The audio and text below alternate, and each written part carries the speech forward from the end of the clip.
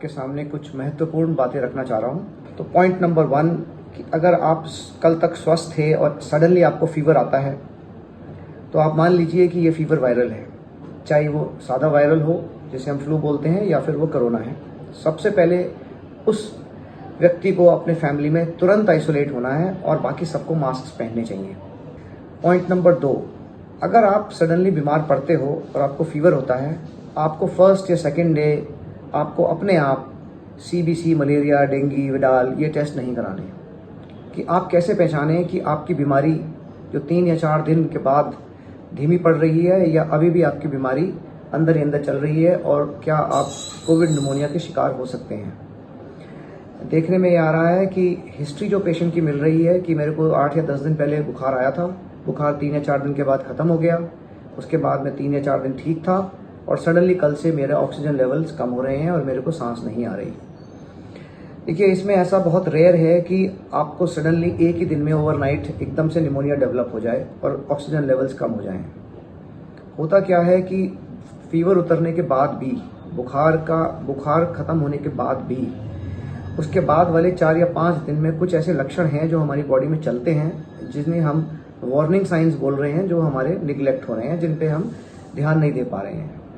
तो उसमें आपको 2-3 चीज़ों का ध्यान रखना है। सबसे इम्पॉर्टेंट है आपकी पल्स रेट। आप अपनी नब्ज नापिए और उसकी रिकॉर्डिंग रखिए और आप देखिए कि क्या आपकी नब्ज, जब आपको बुखार नहीं है तब आपकी नब्ज क्या 90 से या 100 से ऊपर चल रही है। अगर आपका सांस की गति, जिसे हम रेस्पिरेटरी रेट बोलते हैं, कि आपकी सांस की जो फ्रीक्वेंसी है वो कितनी चल रही है। अगर आप आइसोलेटेड हैं तो आप शीशे के सामने बैठ के उसको काउंट कर सकते हैं। नॉर्मल गति जो 12 से लेके और 18 के बीच होती है, अगर आप देख रहे हैं कि सांस की गति आपकी 25 से 30 या उससे ऊपर चल रही है, तो इसका मतलब आपके अंदर फीवर खत्म होने के बाद भी अभी वायरस का मल्टीप्लिकेशन चल रहा है, इन्फ्लेमेशन चल रहा है और वो हो सकता है 2 या 3 दिन में आपको साइलेंट निमोनिया की तरफ ले जाए और अल्टीमेटली आप लो ऑक्सीजन के शिकार हो जाएं। ऑक्सीजन मीटर आपके पास है तो आप ऑक्सीजन मीटर, अपनी ऑक्सीमेट्री भी चेक करिए। चौथी बात, आप डीप ब्रीदिंग करके ब्रेथ होल्ड करने का एक ये टेस्ट करिए और अगर आप इस टेस्ट कर पाते हैं तो अभी मान के चलिए कि मोस्ट केसेस अभी आपके लंग्स अफेक्ट नहीं हुए हैं, जिसमें आप एक डीप ब्रेथ लेके होल्ड करेंगे। अगर आपको डीप ब्रेथ होल्ड करने के बाद कोई खांसी नहीं आ रही है, इसका मतलब आपके लंग्स पूरी क्षमता पे काम कर रहे हैं, उनमें अभी कोई अफेक्ट नहीं आया। अगर आप डीप ब्रेथ लेते ही ऐसे खांसते हैं तो इसका मतलब आपके फेफड़ों के अंदर कुछ ना कुछ थोड़ा बहुत अफेक्ट आ गया है और ये टाइम है जिसमें आप अपने डॉक्टर से तुरंत मिलें। क्योंकि अगर हम इन सिग्नल्स को, इन वार्निंग साइंस को कोविड निमोनिया में जाने से पहले उठा लें, पिकअप कर लें और स्टैंडर्ड जो अब एक प्रोटोकॉल है उसके तहत हम आपको सही कैलकुलेटेड डोज में उसका ट्रीटमेंट दे दें, जिसमें मेनली ट्रीटमेंट स्टेरॉइड्स का होता है वेट के हिसाब से, एंटीकोएगुलेंट्स का होता है। अगर हम उसको दे दें तो आप उस कोविड निमोनिया में बढ़ने से बच सकते हैं और बहुत सारे लोगों को हम हॉस्पिटलाइजेशन और ऑक्सीजन रिक्वायरमेंट से बचा सकते हैं। बहुत इंपॉर्टेंट पार्ट है एक, जो लोग अपने घर में ऑक्सीजन मीटर्स खरीद के रख रहे हैं और ऑक्सीजन मेट्री चेक करके उसको आनन फानन में गलत रीडिंग चेक करके हॉस्पिटल भाग रहे हैं। देखिए, ऑक्सीजन मीटर ये होता है, इसको पल्स ऑक्सीमीटर बोलते हैं। इसको आप जैसे ऑन करेंगे तो इसमें एक लाइट आती है रेड कलर की, इसमें एक सेंसर होता है, जब आप अपने फिंगर पे लगाएंगे तो वो आपकी पल्स रीड करेगी और ऑक्सीजन एक रीडिंग्स देंगी। 2, एक रीडिंग आपकी पल्स होगी, एक रीडिंग आपकी ऑक्सीजन लेवल्स होगा, लेकिन उसके नीचे ग्राफ चलेगा। आपको ये देखना है कि ये ग्राफ एक रेगुलर ग्राफ, कंसिस्टेंट ग्राफ चलना ज़रूरी है, तभी ये रीडिंग एक्यूरेट आ रही है।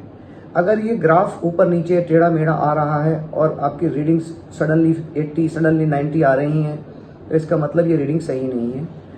इसमें आपको 2 बातों का ध्यान रखना है कि मिनिमम 15 to 20 सेकेंड्स आप ये रीडिंग लीजिए और अगर आपकी नेल पॉलिश या आपके नाखून के पर कोई भी चीज़ है, कोई ऐसा नाखून है जिसमें आपके फंगल इन्फेक्शन है, तो आप उस नाखून से इस रीडिंग को ना लें।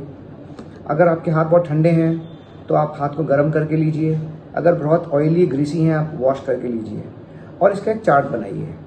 सडनली ऐसा नहीं होता कि आपकी ऑक्सीजन लेवल 95% चल रही थी और सडनली 2 घंटे के बाद एक रीडिंग आपकी 80% पे आ गई और आप सडनली हॉस्पिटल एक पेशेंट को लेके भागे। ये ऐसा मोस्ट केसेस में ऐसा होता नहीं है।